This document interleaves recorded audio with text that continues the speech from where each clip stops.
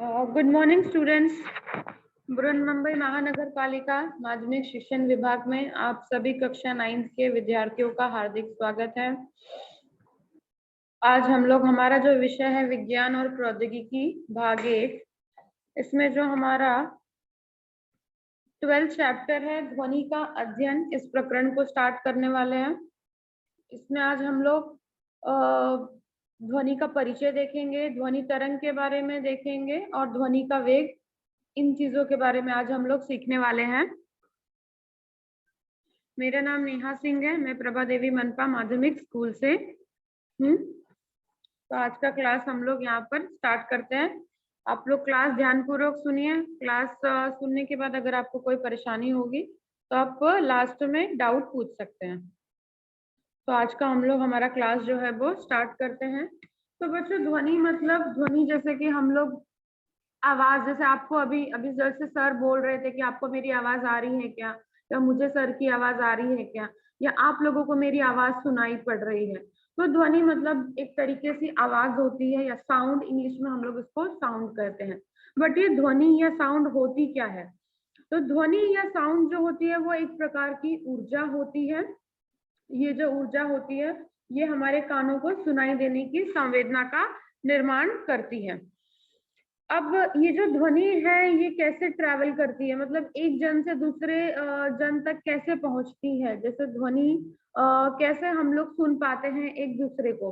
तो ध्वनि के लिए कंपन होना बहुत आवश्यक है। अगर कंपन नहीं होगा तो माध्यम में अगर कंपन नहीं होगा तो ध्वनि की निर्मिति नहीं होगी।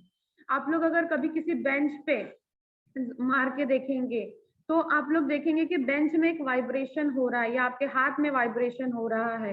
तो इस वाइब्रेशन के कारण ही ध्वनि की निर्मिति होती है। हम लोग कुछ सुनते भी हैं तो कहीं ना कहीं हमारे कान के पर्दों पे एक वाइब्रेशन होता है, जिसके कारण हम लोगों को कोई भी चीज सुनाई पड़ती है। तो ध्वनि की निर्मिति के लिए वाइब्रेशन होना या कंपन होना बहुत ही अत्यावश्यक है। बिना कंपन द्वारा ध्वनि की निर्मिति नहीं हो सकती है। अब ये ध्वनि का प्रसारण कैसे होता है, जैसे ध्वनि एक जन से दूसरे जन तक कैसे पहुंचती है। तो ध्वनि के प्रसारण के लिए हम लोगों को माध्यम की आवश्यकता होती है। जैसे अभी हम लोग एक दूसरे को सुन पा रहे हैं मोबाइल के माध्यम से, मोबाइल के माध्यम से हम लोग एक दूसरे को देख पा रहे हैं या सुन पा रहे हैं। तो वैसे ही ध्वनि का प्रसारण करने के लिए भी हम लोगों को माध्यम की आवश्यकता होती है। बिना माध्यम के ध्वनि का प्रसारण नहीं हो सकता है। ध्वनि के प्रसारण ऐसा नहीं है कि सिर्फ हवा में ही होता है, ये ठोस पदार्थ में भी होता है, लिक्विड में भी होता है, गैस में भी होता है। ये अलग अलग प्रकार के जो भी माध्यम है इन सब में ध्वनि का प्रसारण होता है।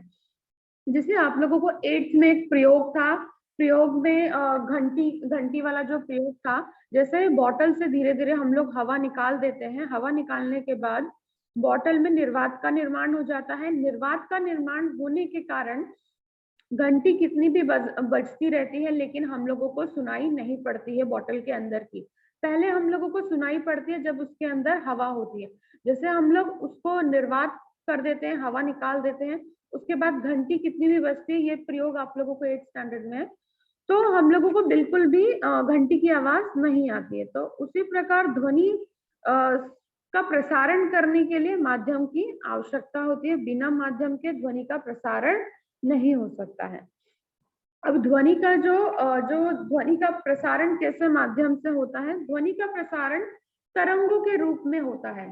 तरंग मतलब आप लोग वेव समझ सकते हैं, वेव जैसा आप लोगों ने देखा है, इस प्रकार से आप लोगों ने वेव्स वगैरह, आप लोग पानी की वेव्स इस प्रकार से देखते हैं। तो तरंग मतलब आप लोग वेव समझ सकते हैं कि वेव्स के रूप में ध्वनि का प्रसारण होता है। अब ये ध्वनि के जो तरंग होते हैं ये माध्यम में संपीड़न और विरलन की श्रृंखला में निर्मित होते हैं। ठीक है, ये जो ध्वनि के जो तरंग होते हैं, एक हम लोगों ने पानी का तरंग देखा या वेव देखी है, लेकिन जो ध्वनि के तरंग होते हैं ये संपीड़न और विरलन की श्रृंखला में निर्मित होते हैं। संपीड़न मतलब अधिक घनत्व का क्षेत्र हो जाता है और विरलन मतलब कम घनत्व का क्षेत्र हो जाता है। तो ऐसी श्रृंखला में ये निर्मित होते हैं। ये जो हम लोग संपीड़न और विरलन है, हम लोग ये आगे आकृति के माध्यम से और डिटेल में समझेंगे। और माध्यम के कणों का जो कंपन होता है वो अपनी मूल स्थिति के दोनों ओर तरंग के संचरण की समांतर दिशा में होता है, इसीलिए ऐसी तरंग को हम लोग अनुदैर्ध्य तरंग कहते हैं। इसके विपरीत जो पानी की तरंग होती है वो ऊपर नीचे कंपन करती है, इसलिए उनको हम लोग अनुप्रस्थ तरंग कहते हैं। तो जो ध्वनि की तरंगे होती है वो मूल स्थिति के समांतर दिशा में संचरण करती हैं, इसीलिए उनको अनुदैर्ध्य तरंग कहते हैं। और जो पानी की तरंग होती है वो ऊपर नीचे कंपन करती है, इसलिए उनको अनुप्रस्थ तरंग कहते हैं। ठीक है, यहाँ पे जैसा हम लोगों ने ये जो हम लोगों को आकृति दिख रही है इसमें हमको संपीड़न और विरलन, यहाँ पे आप लोग दिख रहे हैं माध्यम के कण बहुत ज्यादा है, यहाँ पे माध्यम के कणों का जो घनत्व है वो आपको कम दिख रहा है। यहाँ पे माध्यम के कण जो ज्यादा है, यहाँ पे माध्यम के कण जो है वो कम है, फिर सेम यहाँ पे ज्यादा है, फिर यहाँ पे कम है। तो ध्वनि की जो तरंगे हैं वो इसी प्रकार से संपीड़न और विरलन इसी रूप में, इसी श्रृंखला के माध्यम से ये ट्रैवल करती हैं। ठीक है, यहाँ पे भी आप लोग सेकंड आकृति में देखेंगे तो ये जो दाब यहाँ पे हुआ है, दाब यहाँ पे आपको दाब ज्यादा दिख रहा है, यहाँ पे दाब कम दिख रहा है, यहाँ पे दाब ज्यादा है, यहाँ पर कम है। तो इसी रूप में जो ध्वनि की तरंगे होती हैं इसी श्रृंखला में प्रवाहित होती हैं। बट इसको फॉर ग्राफ हम लोग दिखाने के लिए इस प्रकार से दिखाते हैं। जैसे हम लोग को ग्राफ पे ये ध्वनि की तरंगे दिखानी होती है तो हम लोग इस प्रकार से वेव जैसा इसको दिखाते हैं, बट एक्चुअल में ये इस प्रकार से ट्रैवल होती है। एक जगह आपको दिखेगा कि जो ध्वनि के ये जो कण है, कणों का यहाँ पे घनत्व ज्यादा होगा, यहाँ पे कम होगा। तो संपीड़न और विरलन इस श्रृंखला में जो ध्वनि की तरंग होती है वो ट्रैवल करती है। अब जैसा कि हम लोगों ने देखा कि ध्वनि की तरंग ट्रैवल कैसे करती है, तो ध्वनि की तरंग जो ट्रैवल करती है, तो जब हम लोग ग्राफ में हम लोग ये चित्र का उपयोग करते हैं, ये थर्ड वाले का हम लोग उपयोग किया जाता है। इससे कुछ पॉइंट्स होते हैं ध्वनि के, जैसे कुछ कैरेक्टरिस्टिक्स होते हैं, कुछ उसकी विशेषताएं होती हैं। तो विशेषताएं क्या होती हैं वो हम लोग देख लेते हैं। तो सबसे पहली विशेषता है वेवलेंथ। ठीक है, वेवलेंथ को तरंगदैर्घ्य की लंबाई या वेवलेंथ इंग्लिश में बोलते हैं और हिंदी में तरंगदैर्घ्य या तरंगदैर्घ्य की लंबाई कहते हैं। इसे ग्रीक अक्षर लैम्डा इस प्रकार से दर्शाते हैं और इसकी एसआई प्रणाली में इकाई जो होती है वो मीटर होती है। तो अभी ये जो वेवलेंथ है या तरंगदैर्घ्य, ये क्या होता है, एक चक्र पूरा करने के लिए जो दूरी तय करती है ध्वनि की तरंगे, उसे हम लोग वेवलेंथ कहते हैं। एक चक्र मतलब जैसे आप लोगों को यहाँ पे दिख रहा है, सपोज ये एक पॉइंट है और ये एक पॉइंट है। ठीक है, ये पॉइंट से ये पॉइंट आने में जितनी उसने दूरी तय की है तरंग ने, उसे हम लोग उसका वेवलेंथ कहते हैं। ये एक परिभाषा हो गई। दूसरी परिभाषा ये है कि एक वेव, ये यहाँ से आपको दिख रहा है, ये एक वेव या एक सर्कल, ये एक सर्कल पूरी करने में जितना वो दूरी तय करती है तरंग, उसे भी हम लोग उसका वेवलेंथ कहते हैं। मतलब यहाँ से यहाँ तक हो गया उसका वेवलेंथ। ठीक है, ये हो गया उसका वेवलेंथ। या ये पॉइंट से ये पॉइंट पकड़ो या ये पॉइंट से ये पॉइंट पकड़ो, चाहे एक वेव को पकड़ लो, एक वेव पूरा करने में भी जितना दूरी तय करती है उसे हम लोग उसको तरंगदैर्घ्य की लंबाई या वेवलेंथ कहते हैं। वेवलेंथ को दर्शाने के लिए हम लोग ग्रीक अक्षर लैम्डा का उपयोग करते हैं और एसआई प्रणाली में इसकी इकाई होती है मीटर। तो पहला कैरेक्टरिस्टिक्स हो गया वेवलेंथ। नेक्स्ट हम लोग कैरेक्टरिस्टिक्स देखेंगे ध्वनि की तरंगों का। फ्रीक्वेंसी, इंग्लिश में इसको फ्रीक्वेंसी कहते हैं और हिंदी में इसको आवृत्ति कहते हैं। अभी फ्रीक्वेंसी क्या होती है? फ्रीक्वेंसी जैसे हम लोग बोलते हैं कि सपोज कोई बस स्टॉप है, बस स्टॉप पे अगर हर 5 मिनट में बसेस आ रही हैं, ठीक है, तो हम लोग बोलेंगे यहाँ पे बस की फ्रीक्वेंसी ज्यादा है या आवृत्ति ज्यादा है। ठीक है, अगर एक एक घंटे पे बस आ रही है तो हम कहेंगे कि इसकी फ्रीक्वेंसी कम है या आवृत्ति कम है। तो फ्रीक्वेंसी वेव में कैसे होती है हम लोग देखेंगे कि जब ध्वनि की जो तरंगे हैं इसमें हम लोग फ्रीक्वेंसी किसको कहते हैं? तो तरंग द्वारा 1 सेकंड में पूरा किया गया एक चक्र, ठीक है, 1 सेकंड में जो तरंग है वो कितने वेव प्रोड्यूस कर सकती है या कितने वेव्स ऐसे बना सकती है, उसे हम लोग उसकी फ्रीक्वेंसी कहेंगे। सपोज ये एक वेव है, ये वेव है, ये वेव 1 सेकंड में तरंग कितने बना सकती है, कितने वेव्स प्रोड्यूस कर सकती है, हम लोग उसको उसकी फ्रीक्वेंसी कहेंगे। ये जो आपको वेव्स दिख रहे हैं, ये 1 सेकंड में कितने वेव्स बना सकती है ध्वनि, उसे हम लोग उसकी फ्रीक्वेंसी कहेंगे। फ्रीक्वेंसी की जो इकाई होती है वो हर्ट्ज होती है और उसको दर्शाने के लिए ग्रीक अक्षर न्यू का उपयोग किया जाता है। ये हो गई हमारी फ्रीक्वेंसी। नेक्स्ट है एम्पलीट्यूड। एम्पलीट्यूड ये वेव का, ये जो आप लोग ये क्रेस्ट देख रहे हैं, ये ऊपर के पार्ट को हम लोग क्रेस्ट बोलते हैं, नीचे को ट्रफ बोलते हैं। तो ये जो क्रस्ट या ट्रफ, ये कितना बड़ा निर्मित होता है, ये वेव कितनी बड़ी निर्मित होती है, इसे हम लोग उसका एम्पलीट्यूड कहते हैं। इसे हम लोग ध्वनि तरंग का एम्पलीट्यूड कहते हैं। ये कितना बड़ा क्रेस्ट या ट्रफ हो रहा है, ये छोटा है या बड़ा है, इससे हम लोग किसी भी ध्वनि तरंग का एम्पलीट्यूड मेजर करते हैं, ये कितना बड़ा है। अगर ये इतना बड़ा वेव होगा तो इतना एम्पलीट्यूड होगा, अगर ये छोटा होगा तो उसका एम्पलीट्यूड कम होगा। नेक्स्ट इसके बाद है आवर्तकाल या टाइम पीरियड। तो टाइम पीरियड क्या होता है, एक वेव साइकिल पूरा करने में जितना समय लगता है उसे हम लोग उस ध्वनि तरंग का टाइम पीरियड या आवर्तकाल कहते हैं। एक वेव साइकिल मतलब ये देखो ऊपर से नीचे, ये एक वेव साइकिल पूरा करने के लिए जितना समय लगा है ध्वनि तरंग को, उसे हम लोग उसका आवर्तकाल या टाइम पीरियड कहते हैं।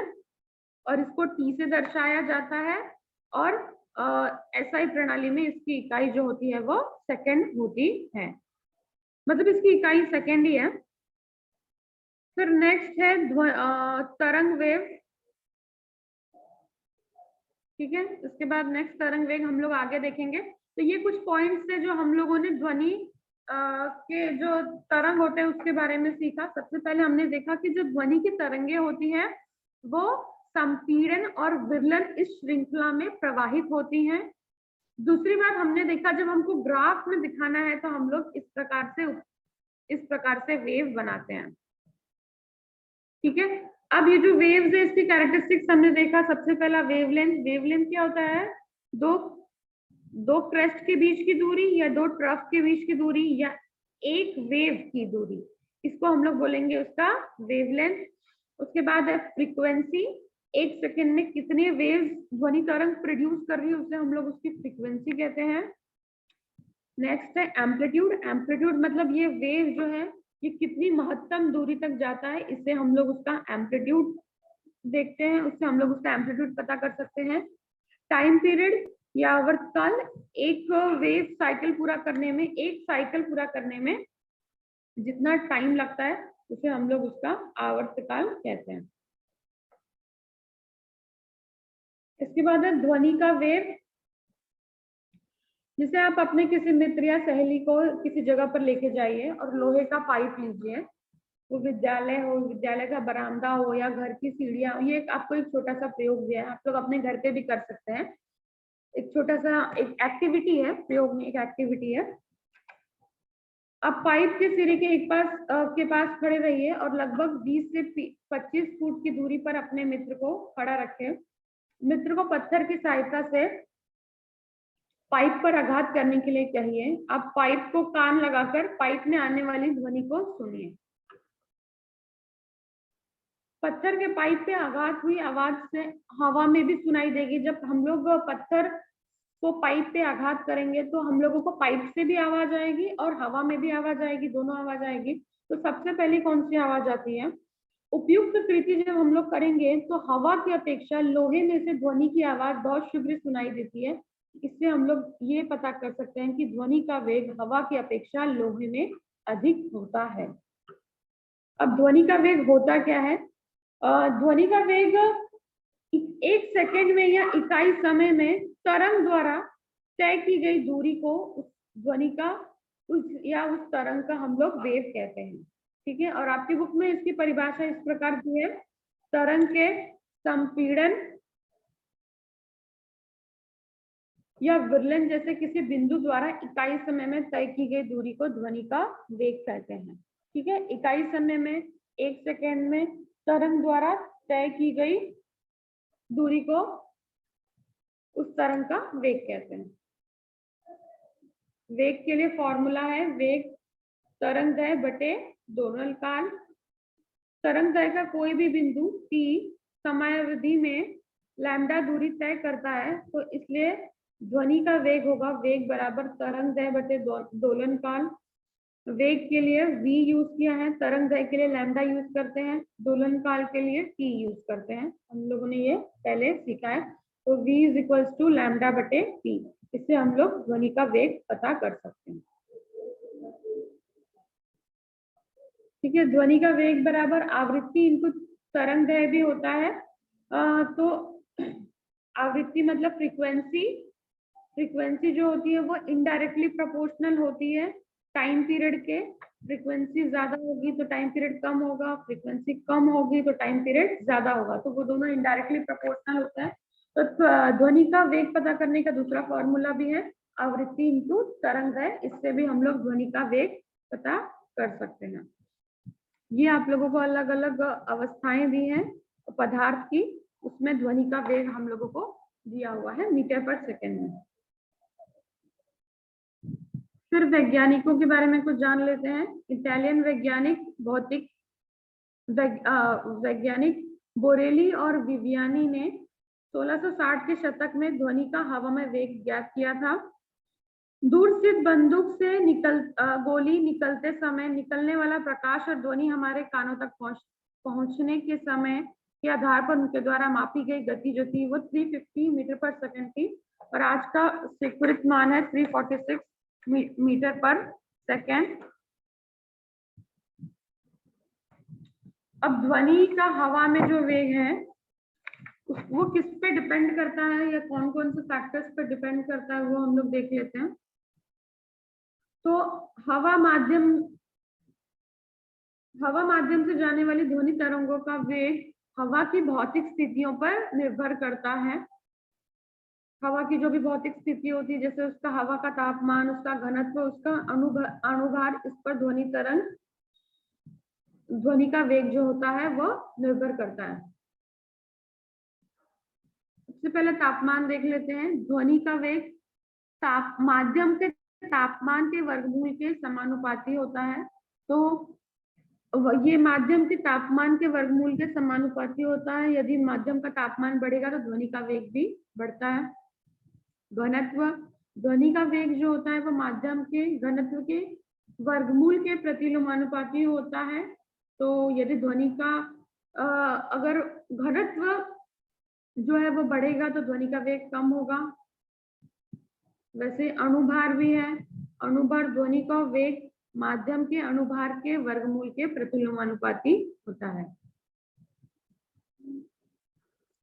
नेक्स्ट है जो 3 प्रकार की ध्वनि है, श्राव्य, अवश्राव्य और श्रावती ध्वनि। मानवीय कान, जो हम लोगों का जो कान है, उसके ध्वनि के सुनने की क्षमता है 20 हर्ट्ज से 20,000 हर्ट्ज, अर्थात मानवीय कान इस आवृत्ति के बीच की ही ध्वनि सुन सकता है।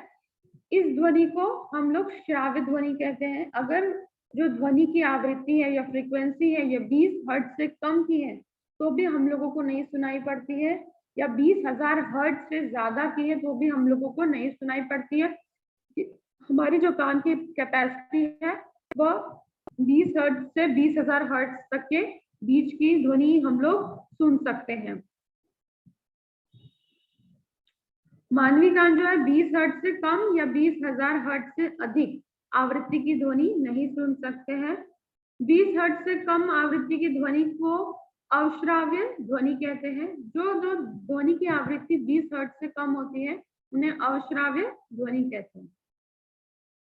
लोलक के कंपन की ध्वनि या भूकंप आने के पूर्व पृथ्वी के पृष्ठभाग के कंपन की निर्मित की जो ध्वनि होती है ये 20 हर्ट्ज से कम आवृत्ति की होती है। लोलक मतलब जो पेंडुलम होता है उसके कंपन की ध्वनि हो गई, या भूकंप आने के पहले जो अंदर जो हलचल होती है उसकी जो ध्वनि होती है वो 20 हर्ट्ज से कम की होती है, इसलिए हम लोगों को नहीं सुनाई पड़ती है। इसे ही अवश्राव्य ध्वनि कहते हैं।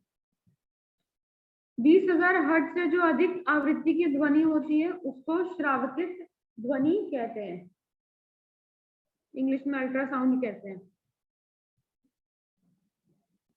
20,000 हर्ट्ज से अधिक आवृत्ति की ध्वनि को श्रावित ध्वनि कहते हैं।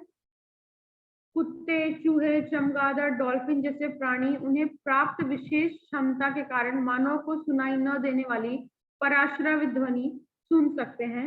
इस क्षमता के कारण उन्हें कुछ ऐसी भी आवाजें सुनाई पड़ती हैं जिन्हें हम नहीं सुन सकते हैं। 5 साल से कम उम्र के जो कुछ बच्चे होते हैं, कुछ प्राणी और कीटक जो होते हैं, वो 25,000 हर्ट्ज तक की ध्वनि को सुन सकते हैं। डॉल्फिन, चमगादड़, चूहे जैसे प्राणी पराश्रवित ध्वनि का निर्माण भी कर सकते हैं। पराश्रवित ध्वनि, यही श्रावित ध्वनि को पराश्रवित ध्वनि भी कहते हैं। तो ये जो होते हैं डॉल्फिन, चमगादड़, चूहे, ये लोग पराश्रवित ध्वनि का निर्माण भी कर सकते हैं।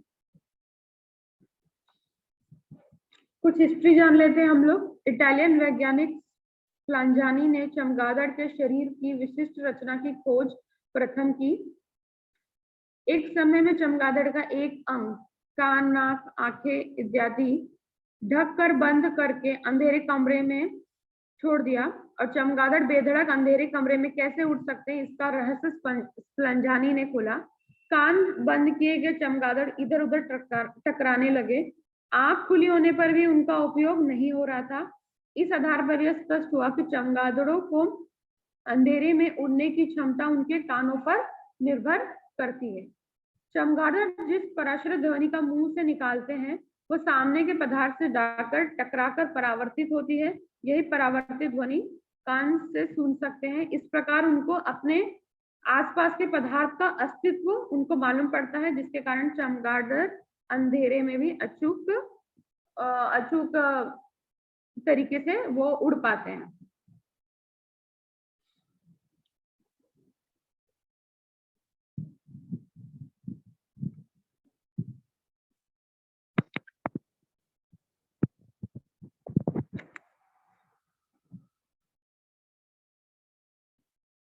आज का क्लास हमारा यहाँ पर खत्म होता है। आप लोगों को कुछ डाउट है तो आप लोग पूछ सकते हैं।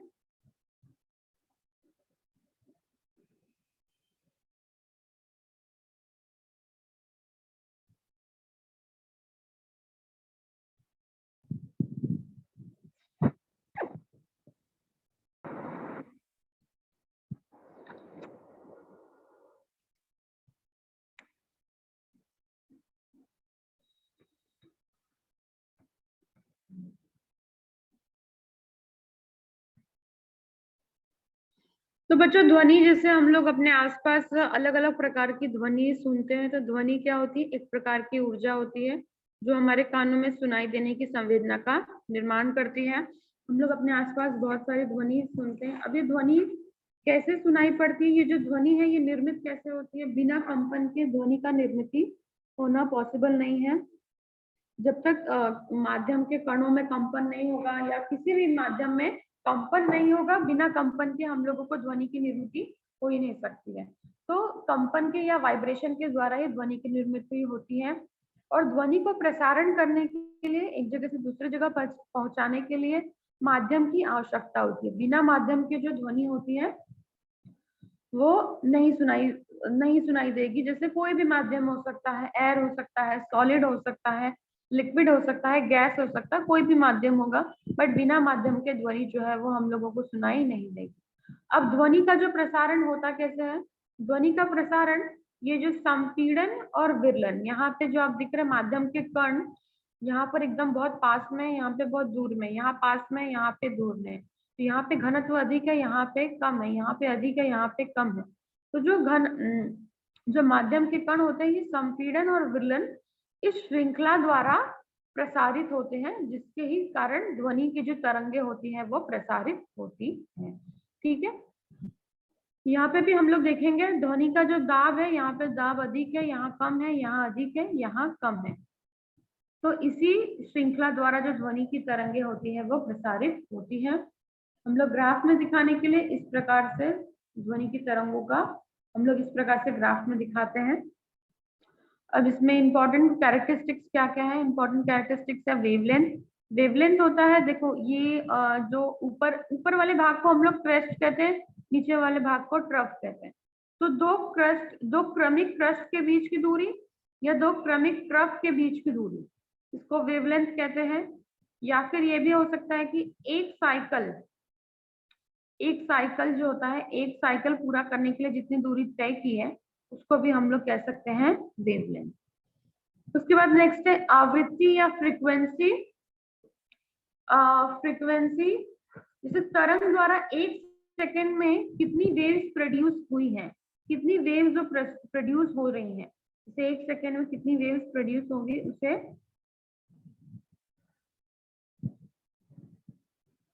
उसे हम लोग आवृत्ति कहते हैं। नेक्स्ट है एम्पलीट्यूड। एम्पलीट्यूड होता है ये जो हम लोगों का क्रेस्ट और ट्रफ है, इसकी महत्तम दूरी, ये कितना बड़ा या छोटा है, इससे हम लोग उसका एम्पलीट्यूड या आयाम जो होता है ध्वनि तरंग का, उससे हम लोग दर्शाते हैं। टाइम पीरियड या आवर्तकाल क्या होता है, एक वेव साइकिल पूरा करने में जो समय लगता है उससे हम लोग, एक वेव साइकिल ये होता है ऐसे ऊपर से इस प्रकार से नीचे, ये एक वेव साइकिल होता है। हाँ, ये पूरा करने में जितना समय लगता है उसे हम लोग टाइम पीरियड या आवर्तकाल कहते हैं। उसके बाद नेक्स्ट हम लोग देखेंगे ध्वनि का वेग क्या होता है। ध्वनि का वेग होता है एक सेकेंड में या इकाई समय में तरंग द्वारा तय की गई दूरी को हम लोग उस तरंग का वेग कहते हैं। वेग बराबर होता है, फॉर्मूला है तरंग दैर्घ्य बटे दोलन काल। तरंग दैर्घ्य को हम लोग ग्रीक अक्षर लैम्डा से दर्शाते हैं, दोलन काल को टी से दर्शाते हैं। इसका दूसरा वेग का फॉर्मूला है ध्वनि का वेग ज्ञात करने का, यह है यहाँ पर न्यू इंटू लैम्डा। तो न्यू इंटू लैम्डा क्यों है, क्योंकि 1/t जो क्या आवृत्ति जो होती है, फ्रीक्वेंसी जो होती है, वो दोलन काल या टाइम पीरियड के प्रतिलोमानुपाती होती है। अगर फ्रीक्वेंसी बढ़ती है तो टाइम पीरियड कम होता है, टाइम पीरियड बढ़ेगा तो फ्रीक्वेंसी कम होगी। तो ये दोनों एक दूसरे के प्रतिलोमानुपाती होते हैं। तो 1/t is equals to new, इसीलिए यहाँ पर 1/t की जगह पे हम लोग न्यू भी ले सकते हैं। तो ध्वनि का वेग ज्ञात करने के लिए हम लोग आवृत्ति इंटू तरंग है, इस सूत्र का भी हम लोग यूज कर सकते हैं। फिर ध्वनि का वेग हवा में जो होता है वो अलग अलग फैक्टर्स पर डिपेंड करता है, जैसे तापमान पे डिपेंड करता है, घनत्व पे डिपेंड करता है, अनुभार पे डिपेंड करता है। उसके बाद 3 टाइप की ध्वनि है, श्राव्य, अवश्राव्य और श्रावती ध्वनि। हम लोगों को जो सुनाई देती है वो 20 हर्ट्ज से 20,000 हर्ट्ज तक के बीच की ध्वनि होती है, जिसे हम लोग श्राव्य ध्वनि कहते हैं। उसके बाद अवश्राव्य ध्वनि जो होती है वो 20 हर्ट्ज से कम की ध्वनि होती है, उसको हम लोग अवश्राव्य ध्वनि कहते हैं। जैसे कि भूकंप के आने की जो क्या बोल सकते हैं, गर्भ में जो ध्वनि या कंपन निर्मित होती है, या लोलक के कंपन की निर्मित की ध्वनि, ये सब अवश्राव्य ध्वनि 20 हर्ट्ज से कम की होती है। श्रावती ध्वनि जो होती है वो 20,000 हर्ट्ज से अधिक की होती है। जैसे कुत्ते, चूहे, चमगादड़, डॉल्फिन जैसे कुछ जो प्राणी है, वो उनके पास विशेष क्षमता होती है जिससे वो लोग श्रावती ध्वनि को निर्मित करते हैं। 5 साल से कम उम्र के बच्चे, कुछ प्राणी, कुछ कीटक जो होते हैं वो 25,000 हर्ट्ज तक की ध्वनि को सुन सकते हैं। तो डॉल्फिन, चमगादड़ और चूहे जो रहते हैं वो प्रायशः और ध्वनीय श्रावती ध्वनि का निर्माण भी कर सकते हैं। उसके बाद चमगादड़ों के बारे में जो खोज थी वो इटालियन वैज्ञानिक स्पलेंजानी ने लगाई। उन्होंने क्या किया, चमगादड़ों को आंख और कान ऐसे अलग अलग बंद करके अंधेरे कमरे में छोड़ा। फिर उन्होंने देखा कि आंख खुली रखने पर भी जो चमगादड़ है वो नहीं उड़ पा रहे हैं, बट कान खुली रखने पर वो उड़ पा रहे हैं। तो फिर उन्होंने ये निष्कर्ष निकाला कि जो चमगादड़ होते हैं वो अपने मुंह से पराश्रव्य ध्वनि निकालते हैं, जो सामने के जो पृष्ठभाग या पदार्थ से टकराकर परावर्तित होती है, जिससे वो अपने आसपास की चीजों का अनुमान लगाते हैं और वो अंधेरे में भी इसलिए उड़ पाते हैं।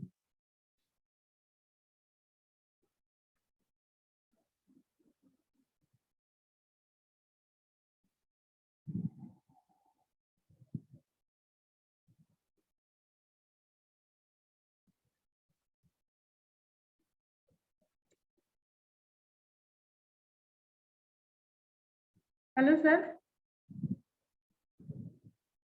12th अध्ययन, इस चैप्टर में आज हम लोगों ने ध्वनि का परिचय देखा। ध्वनि तरंग की जो